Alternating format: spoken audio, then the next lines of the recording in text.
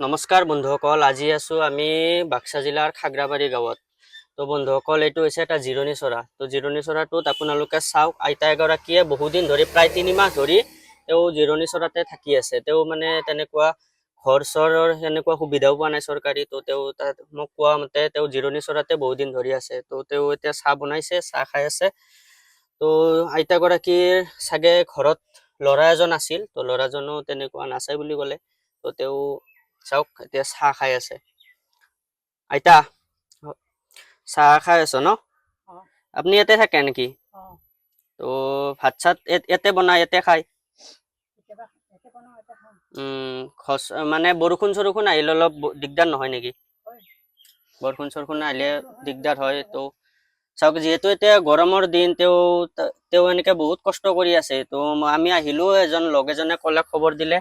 তো ইয়াতে আহিলো আইতাজনীক খবৰ ল'ব। তো আইতাজনীৰ কাৰণে মই বেছি, যিহেতু ময়ো নোৱাৰো, সেইকাৰণে কিছুমান অলপ তেওঁৰ দৈনন্দিন জীৱনৰ কাৰণে লাগতিয়াল কিছুমান সামগ্ৰী লৈ আহিছো। তো এইখিনি মই আইতাক দিওঁ আৰু আপুনি এইখিনি বনাই খাব। ইয়াতে আলু আছে আৰু বিস্কুট চিস্কুট আছে হা। আলু আছে, বিস্কুট আছে, চিৰা আছে, আৰু ৰাতি মহৰ ধূপ দি দিছো। আপোনাক এনাই খবৰ ল'ব আহিলো এটা। আপুনি একলাই আছে বহুত দিন ধৰি, মোক লগ এজনে বহুত দিন ধৰি কৈ আছিল। তো তেনেকুৱা খবৰ পোৱা নাছিলো, আপোনাক আজি চাব আহিলো। তো আপুনি চৰকাৰী ঘৰ চৰৰ সুবিধা পালে ভাল হ'ল।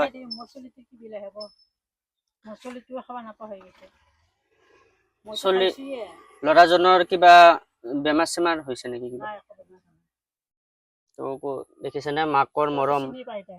মাকৰ মৰম মানে ল'ৰাজনৰ কথাই ভাবি আছে তেওঁ এনেকুৱা মানে দুখত আছে যে ল'ৰাৰ কথাই ইমান দুখত আছে তেওঁ, তথাপিও তেওঁ ল'ৰাৰ চিন্তাটোৱে কৰি আছে। তো ল'ৰাৰ কথা মনত পৰে। ল'ৰা আহে না? তাকে তেওঁ লাজ পাই চাগে। তো আজি আমি খবৰ ল'ব আহিলো। সি কিবা বাহিৰত থাকে না কাম কৰে? কিবা একেলগে আছিল। কিবা মানুহৰ জীৱনত কিছুমান মেৰপাক আহি যায়, তো তেতিয়া চাগে তেওঁ কিবা, এইটো ঘৰুৱা কথা মই নাজানো ইমান, তো হ'লেও চাই বহুত বেয়া লাগিল। তো এনেকে তেওঁ বহুত দিন ধৰি আছে, ইমান গৰম ঠাণ্ডাৰ মাজতো এনেকে চাওক, কম্বল চম্বল এনেকে লৈ কেনে বহি আছে। তো অসম চৰকাৰে এনেকুৱা মানুহখিনিক সহায় সুবিধা যদি দিয়ে, তেতিয়াহ'লে আমাৰ অসমখন আগবাঢ়ি যাব আৰু এখন ধুনীয়া সোণৰ অসম গঢ় লৈ উঠিব। তো এইটো ভাল লাগিল যে আজি আইতাগৰাকীক লগ পালো। মই ভাবি আছিলো যে লগ পাম নে নাপাম, আহি কেনে লগ পালো। তো আপোনালোকে ভিডিঅ'টো শ্বেয়াৰ কৰি দিয়ক, যাতে বহুতে আহি তেওঁক সহায় কৰিব পাৰে, আৰু বা তেওঁ চৰকাৰী আঁচনি যি ঘৰৰ সুবিধা বা ইলেক্ট্ৰিচিটিৰ